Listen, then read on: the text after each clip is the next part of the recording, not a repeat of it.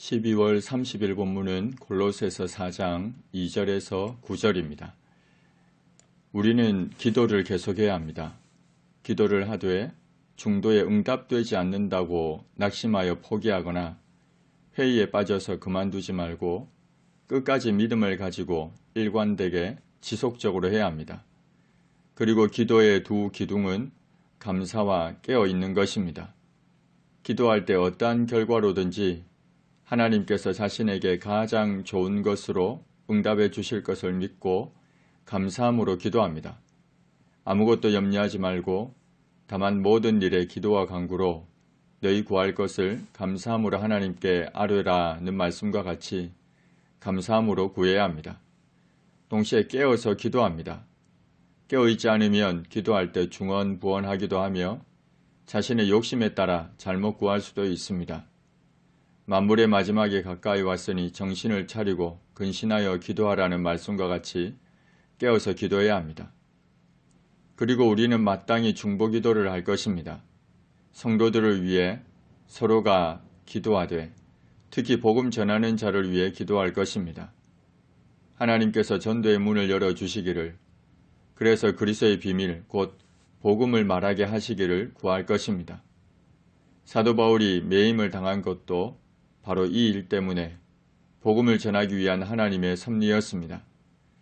바울은 에베소서에서도 또 나를 위하여 구할 것은 내게 말씀을 주사 나로 입을 열어 복음의 비밀을 담대히 알리게 하옵소서 할 것이니 라며 동일한 내용으로 기도를 부탁했습니다. 교회의 중보기도에 힘입어 복음 전하는 자가 마땅히 할 말로서 이 비밀 곧 그리스도를 나타낼 것입니다.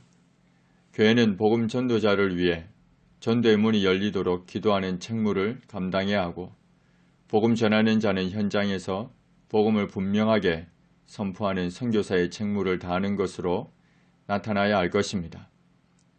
외인 곧 교회 밖의 사람들인 불신자들에 대해서는 지혜로 행하여 세월을 아껴야 합니다. 여기서 지혜는 성경에 기초한 삶의 원리를 말합니다. 성도들이 불신자들과 교제를 단절하며 살아갈 수는 없습니다. 그렇게 해서도 안 됩니다. 성도들이 불신자들과 교제하되 그렇다고 해서 그들에게 동화되어서도 안 됩니다. 금묵자흑이라는 말이 있듯이 이것이 쉽지는 않습니다. 그래서 지혜가 필요합니다. 불신자들에게 동화되지 않고 오히려 그들을 믿음의 길로 인도할 수 있는 지혜가 필요합니다. 이처럼 지혜로 행할 때 세월을 아낄 수 있습니다. 여기서 세월은 카이로스인데 적절한 시기를 가리키는 단어입니다. 기회라는 의미가 포함되어 있습니다. 그리고 아끼라는 단어의 원형은 엑사고라조인데 이것은 자신이 어떤 것을 소유하기 위해 그것의 대가를 지불하고 자신의 소유권으로 삼는 것을 말합니다. 대속의 개념입니다.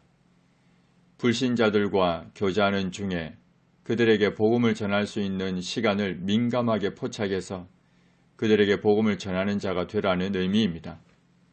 이렇게 할 때 우리는 시간을 영적으로 건져 올리는 삶을 살아갈 수 있습니다. 바울은 에베소서에서 그런즉 너희가 어떻게 행할지를 자세히 주의하여 지혜 없는 자같이 하지 말고 오직 지혜 있는 자같이 하여 세월을 아끼라. 때가 악하니라고 동일하게 말씀하고 있습니다. 특히 우리는 말을 주의해서 해야 합니다. 모든 사람들에게 그리해야 할 것인데 특히 불신자들에게 말을 주의해야 합니다. 말을 할 때에는 꼭 유념해야 할 두 가지 원칙이 있습니다. 하나는 은혜 가운데서 행하는 것입니다. 말은 마음에서부터 나옵니다. 그래서 우리는 항상 우리 마음에 하나님의 은혜가 거하도록 해야 합니다. 또 다른 하나는 소금으로 맛을 냄과 같이 해야 합니다. 소금은 부패를 막고 맛을 내고 깨끗하게 하며 하나님께 바치는 예물로 사용됩니다. 성도의 언어는 이 세상의 언어 환경이 부패한 것을 막고 사람들의 마음을 정화시키며 하나님께 바치기에 합당한 것이어야 합니다. 그리고 이 두 가지 원칙은 항상 간직하고 있어야 합니다. 말을 할 때마다 이 두 가지 원칙이 적용되어야 합니다. 그리할 때 우리는 각 사람에게 마땅히 대답할 것을 알 것입니다. 바울은 이와 관련하여 에베소서 4장 29절에서 무릇 더러운 말은 너희 입 밖에도 내지 말고 오직 덕을 세우는 데 소용되는 대로 선한 말을 하여 듣는 자들에게 은혜를 끼치게 하라고 했습니다. 그리고 베드로는 너희 마음에 그리스도를 주로 삼아 거룩하게 하고 너희 속에 있는 소망에 관한 이유를 묻는 자에게는 대답할 것을 항상 준비하되 온유와 두려움으로 하라고 했습니다. 바울은 골로새서를 적어서 두기고와 오네시모로 하여금 골로새 교회에 전달하도록 했습니다. 두기고는 에베소에서 성장했는데 바울의 3차 전도 여행이 끝날 무렵부터 바울과 동행했습니다. 골로새서를 전달하고 이후 에베소에 잠시 머물러 있다가 다시 로마로 가서 바울을 만나 바울의 생애 마지막까지 바울과 함께 있게 됩니다. 바울은 두기고를 사랑받는 형제요 신실한 일꾼이요 주 안에서 함께 종이 된 자라 소개하면서 자신의 사정을 골로새 교회에 알려줄 것이라 했습니다. 바울의 사정을 골로새 교회에 알려주어서 골로새 교회 성도들의 마음을 위로하고자 했습니다. 당시 골로새 교회는 지진으로 인해 그리고 이단으로 인해 어려운 상황 중에 있었는데 바울이 비록 메인 몸이지만 여전히 그들을 위해 기도하고 있음을 그리고 메인 중에서도 복음을 전하고 있음을 알려주어서 골로새 교회 성도들로 하여금 힘과 용기를 얻게 하려 했습니다.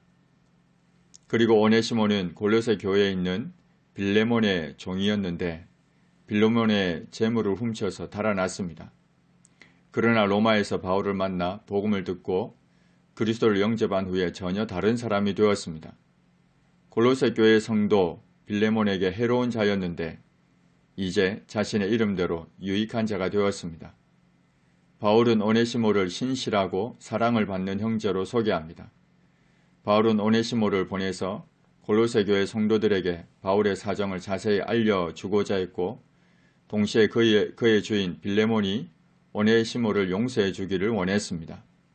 그래서 골로새 교회에 골로새서를 보내면서 빌레몬 개인에게는 빌레몬서를 보내서 오네시모를 용서해 주고 형제로 영접해 주기를 부탁합니다.